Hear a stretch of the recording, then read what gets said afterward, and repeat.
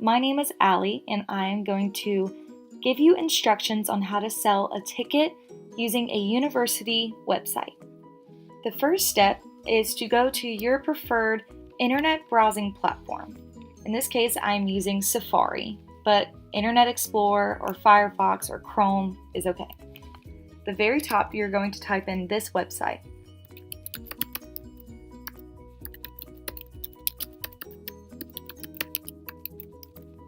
It should say msstate.universitytickets.com. You're going to press enter. It should take you to this page, and the very top you're going to notice right here it says login register. You're going to click that. Alright, I unfortunately can only log in through being admin. You will not have an account that is allowed to use admin. Therefore, I will provide you with my password and my email address to log in and execute this correctly. This is where you would log in using my information. The page doesn't change much, but at the very top right, you will notice that it says the name of the person on the account, and then you are going to notice that it now says admin. This is where we want to go. Next, this is the page where if someone approached you and wanted to buy a ticket, this is where you start. So you are going to go to the top left-hand corner where it says New Sale and click. Today we are using the X-Ambassador concert that Mississippi State's Music Makers is actually selling currently. So these are real tickets. The first order of business is to create a profile. We are going to press this button right here, and it's going to take you to this page.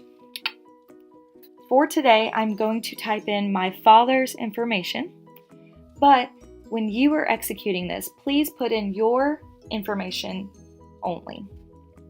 So you are going to type in your first name, and in this case, I'm doing my father's, your last name. Then you're going to type in your email address. Preferably, you are going to type in your student email address. Then you are going to type in preferably your phone number.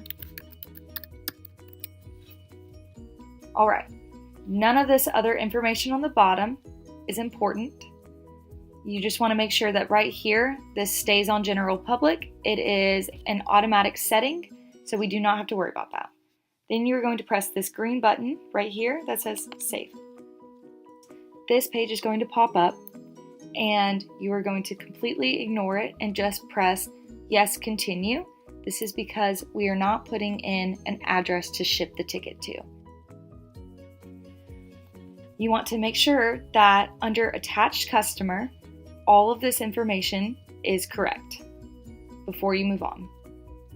Then you are going to go down to this green button and you're going to click Add to Cart. This is the part when you ask your customer how many tickets they would like to buy. You're going to see this screen, and the only one that we are concerned with is general public.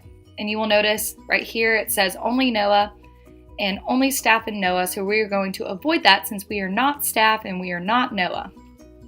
You're going to click the down bar, and you're going to click the amount of people that are buying tickets, and then click Add to Cart.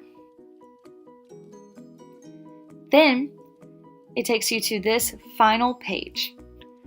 The first thing you should note is that under quantity, it says 1, which is correct. Now you want to make sure that the ticket price matches the quantity.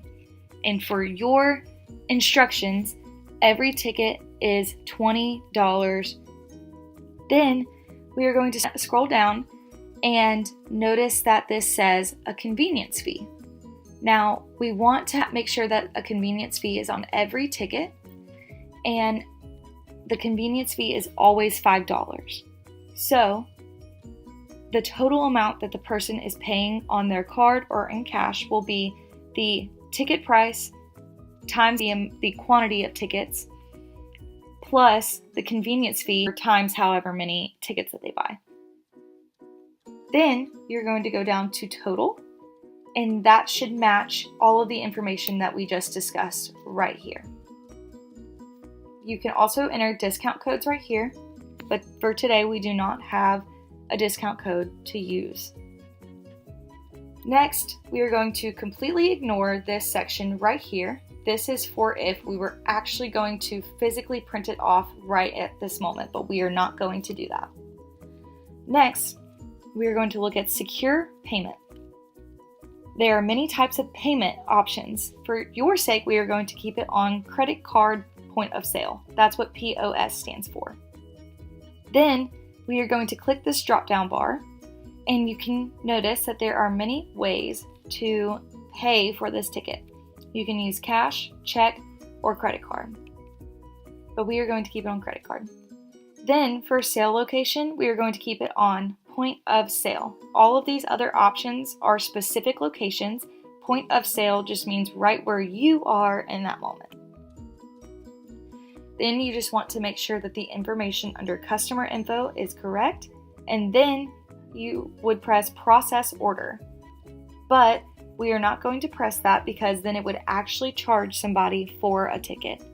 Therefore, at this point, the instructions are over, and when you press this green button, you would be getting a ticket and it would automatically print out through a printer connected to your computer.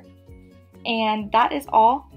Thank you for joining me and for following through these instructions on how to sell a university ticket through a university website. Have a great day.